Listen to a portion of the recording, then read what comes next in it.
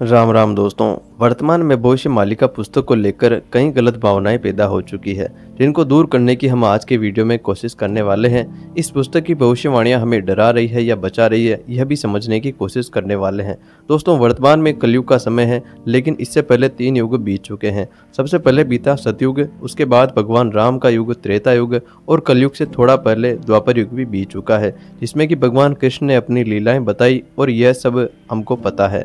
लेकिन क्या इन सभी युगों में भी वर्तमान में जैसे पूर्व में भविष्यवाणी करके नए युग की जानकारी दी जा रही है, इसी प्रकार से उन तीनों युगों में भी क्या ऐसी भविष्यवाणी की गई थी? दोस्तों, हम इंसानों की बुद्धि बहुत ही तेज है।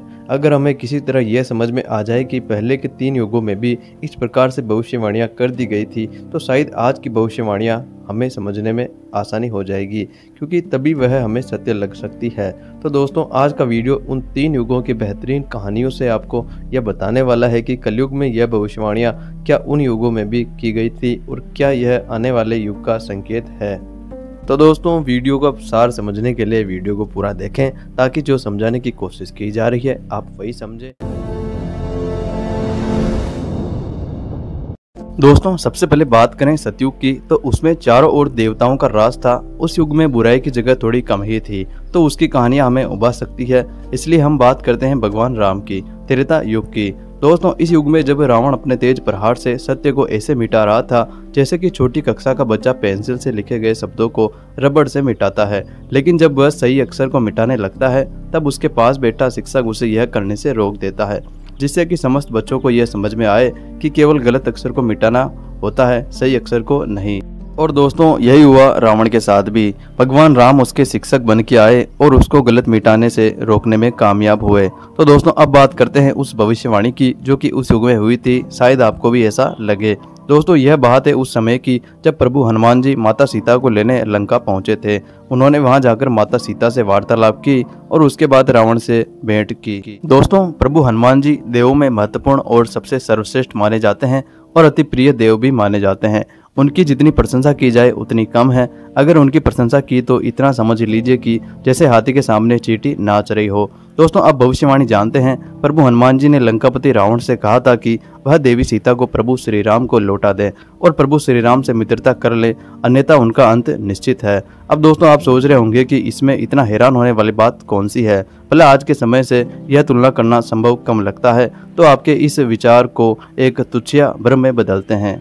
दोस्तों, जब हनुमान जी अगर सीधे रावण के पास चले जाते और यह बोलकर वापस राम जी के पास लौट जाते तो हम आपके इस विचार से सहमत होते, लेकिन उन्होंने ऐसा नहीं किया, क्योंकि आज यह वीडियो भी तो बनना था। जी हाँ, उन्होंने रावण के पुत्र अक्षय को मृत्यु तक पहुंचाकर और रावण के कभी न हारे हुए राक्षसों का अंत किया था।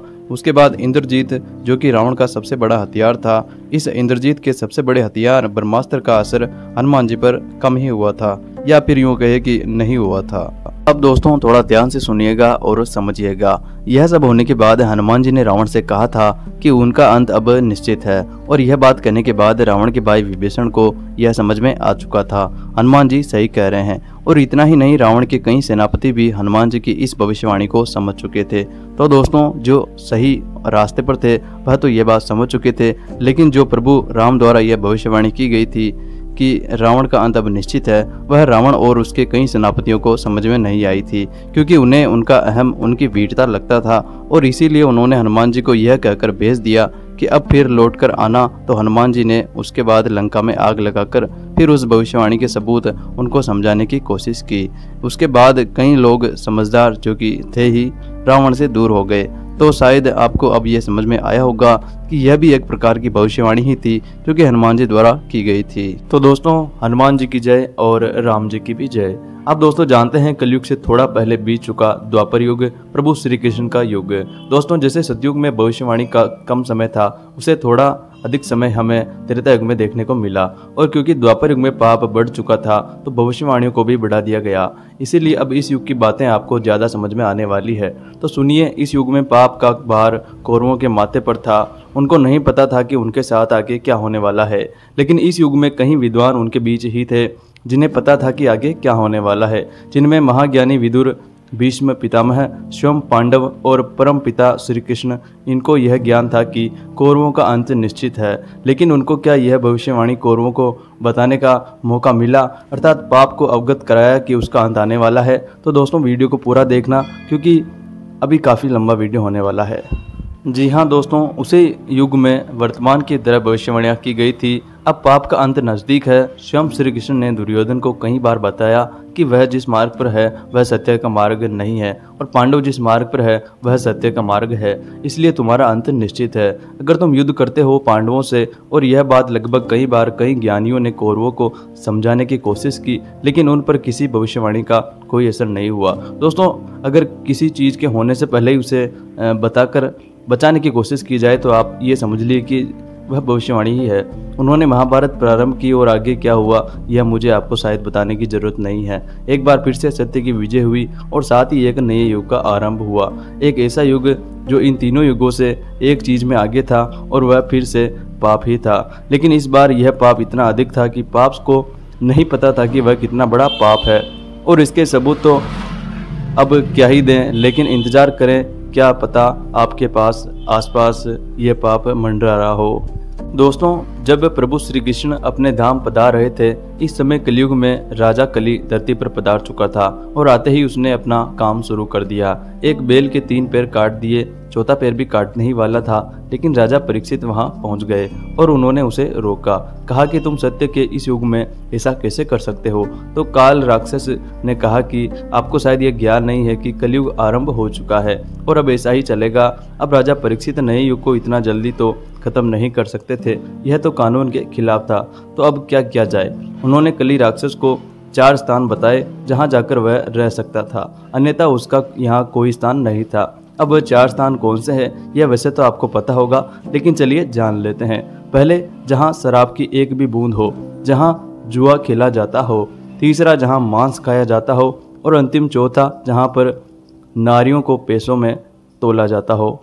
दोस्तों, यह चारों चीज़ें जहाँ पर है वहाँ पर मोह माया निवास करती है। राजा परीक्षित ने ऐसा इसलिए कहा क्योंकि उसे समय यह केवल कल्पना मात्र लग रहा था। तो उन्हें लगा कि यह मुमकिन नहीं है, क्योंकि उस समय दोस्तों ऐसा कुछ था ही नहीं। लेकिन जैसे समय बढ़ता गया सब कुछ आपके सामने है। जो राजा परीक्षित ने कहा था, क्या लगता है आपको कि वह हो रहा है या नहीं हो रहा है। दोस्तों, मुझे लगता है कि उनमें से कुछ भी अब बाकी नहीं रह गया है। दोस्तों, यह कलयुग की बात कोई सोते समय सुनने वाली कहानी नहीं है, बल्कि एक सच्चाई है जो कल की पुराण में आपको बताई गई है। भगवान कल की इस युग के राम कृष्ण है। तो दोस्तों, अब तक के वीडियो में हमने पिछले 3 युगों में यह जाना कि भविष्यवाणियाँ हुई है या नहीं हुई है। और दोस्तों, सच बताऊं तो उसके बाद हमने कलयुग का यह किस्सा भी जाना, जिससे आपको समझने में आसानी हो। अब इसके बाद बात करें कि भविष्यवाणी का भविष्यवाणियाँ हमें डरा रही है या फिर बचा रही है। तो दोस्तों, शायद आप समझ चुके होंगे कि यह पुस्तक केवल उसे भविष्यवाणी का काम कर रही है जो कि राम जी के लिए हनुमान जी ने रावण के लिए की थी। अब आगे का समय कैसा होने वाला है यह तो बताना कठिन है, लेकिन जितना वर्तमान की भविष्यवाणियाँ हमें बताई गई है, अब समय आ गया है कि हम वापस लौटकर अपने घर चलते हैं। उस घर में जहाँ कभी हमारे पूर्वज उस तरीके से निवास करते थे जैसे कि भगवान राम ने उनको करने को कहा था। ईश्वर का स्मरण करना है, सच्चाई के रास्ते पर चलना है, बुरे कर्म नहीं करने हैं, अपने कर्तव्य का पालन करना है। दोस्तों, वर्तमान की भविष्यवाणियाँ केवल इंसानों को सही मार्ग पर लाने का प्रयास कर रही है, जो कि हमें भविष्यमालिका में बताई गई है। आने वाला महाविनाश केवल इसलिए दर्शाया जा रहा है क्योंकि जो लोग उसके भागीदार होने वाले हैं आगे चलकर वह उसे दूर हो जाएं। और अगर आपको भी लग रहा है कि यह झूठ है, कलयुग तो भी 4 लाख से भी अधिक सालों का बाकी है, तो ठीक है, हम यही सच मान लेते हैं। लेकिन दोस्तों, अगर आप बुरे कर्म करेंगे और उसको भरपाई नहीं कर पाएंगे तो समय भी आपको नहीं बचा पाएगा। ऐसा प्रभु इसलिए कह रहे हैं क्योंकि वह सब जानते हैं जिस गति से पाप बढ़ रहा है, 4 लाख तो दूर की बात है, 4 साल और निकालना मुश्किल हो जाएगा। इसलिए थोड़ा रुक जाओ, मेरी भक्ति कर लो, हो सके तो मेरे पास आ जाओ, अन्यथा यह निपटा दिया जाओगे। ऐसा दोस्तों प्रभु कह रहे हैं। अगर आप चाहते हैं कि कलयुग 4 लाख सालों का हो तो अभी भी मौका है, हमें सुधरना होगा, क्योंकि अगर ऐसा नहीं किया तो इतना लंबा समय तुम तो निकाल नहीं पाओगे, प्रकृति भी नहीं निकाल पाएगी। अन्य जीवों की तरफ देखो कि वह निकाल पाएंगे या नहीं निकाल पाएंगे। अरे पेड़ पौधे तक निपटने में आ रहे हैं, तुम तो निकाल लोगे भाई, इनका क्या, रोबोट के पेड़ लगाओगे या फिर ठीक है दोस्तों दोस्तों मैं समझ रहा हूँ कि यह इतना आसान नहीं है, इसलिए इनका पहले बात कर हमें सचेत किया जा रहा है। आगे क्या होगा क्या नहीं, यह सत्य होगी या नहीं, भगवान दर्शन देंगे या नहीं, महाविनाश आएगा या नहीं, इसके बारे में सोचना बंद कर दीजिए। केवल अपने जीवन को परिवर्तित कीजिए, भगवान का स्मरण कीजिए और अपने कर्तव्य का सच्चाई से समय रहते पालन कीजिए। आप अनुभव करेंगे कि आपको इस मार्ग पर किसी से डरने की जरूरत नहीं है, किसी भी भविष्यवाणी से भी नहीं, क्योंकि जिस प्रकार से हनुमान जी ने भविष्यवाणी रावण के लिए की थी, प्रभु श्री कृष्ण ने भविष्यवाणी कौरवों के लिए की थी, इस प्रकार से वर्तमान में भविष्यवाणी केवल उन लोगों के लिए है जो सच्चाई के मार्ग पर नहीं चल रहे हैं और अपने बुरे कर्म करना नहीं छोड़ रहे हैं। वह इसके भागीदार बनेंगे, इसकी पूरी उम्मीद है। लेकिन जो अच्छे कर्म कर रहे हैं, कम से कम उन तक यह वीडियो जरूर पहुंचा दीजिए, क्योंकि आगे जाकर हमें इस महाविनाश को झेलना पड़ेगा तो उसमें ईश्वर का कोई दोष नहीं होगा, हमारे कर्मों का दोष होगा, क्योंकि हम आज सुधरना चाहते हैं तो सुधर सकते हैं। दोस्तों समझ में आ रहा होगा आपको वीडियो की इसमें क्या बताने की कोशिश की जा रही है। लेकिन दोस्तों आज से पहले हमने कहीं बुरे कर्म किए होंगे तो दोस्तों उनका पश्चाताप भी तो करना पड़ेगा। लेकिन दोस्तों चिंता ना करें, हम सब एक साथ कर लेंगे, फिर हम हल्का महसूस करेंगे। इसलिए सच्चाई के मार्ग पर तो चलना पड़ेगा। अगर आपको कठिनाई महसूस हो रही है तो चिंता नहीं करना है, ईश्वर का स्मरण करें और नाम जप करें, सब आपको अच्छा महसूस होगा। बुरा समय कैसे अच्छा महसूस होता है यह आपको केवल ईश्वर ही महसूस करवा सकते हैं। इसलिए चिंता ना करें, केवल बुरे कर्म जो कर रहे हैं और अब छोड़ना भी चाह रहे हैं, अब आपको क्या करें, बस इस चैनल को सब्सक्राइब कर लें और आगे आने वाली वीडियो का इंतजार करें, शायद उसका असर आप पर हो सके। क्षमा करें यह वीडियो तो हमने पहले ही अपलोड कर दी है हमारे वीडियो पर कि भक्ति को किस प्रकार से करना चाहिए या फिर किस भगवान की भक्ति हमारे लिए ज़्यादा असरदार है। दोस्तों इस प्रकार का वीडियो अभी कुछ ही दिनों पहले हमने अपलोड किया है, आप चाहे तो देख सकते हैं, क्योंकि दोस्तों आपके अच्छे कर्मों का पर, आपके ईश्वर का पर, और यही आपको स्मरण में सहायता देगा।